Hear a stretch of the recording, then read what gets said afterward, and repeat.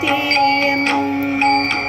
श्रीपादगुरुवदनारविन्दं वैराग्यदीप्ति परमोज्ज्वलमद्वितीयम् मन्दस्मितं सुमधुरं करुणार्द्रनेत्रं संसारतापहरणं सततं स्मरामि संसारतापहरणं सततं स्मरामि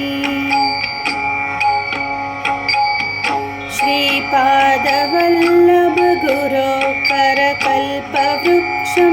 भक्तेष्टदाननिरतं रिपुसंक्षयं वै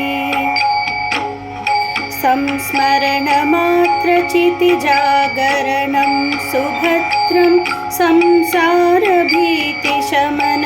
सततं भजामि संसारभीतिशमनं सततं भजामि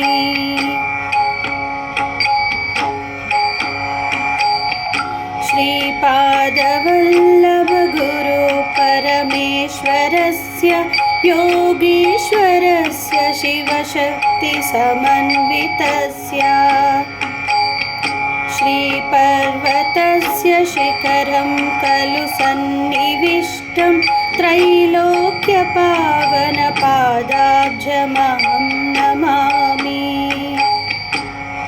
त्रैलोक्यपावनपादाब्जमहं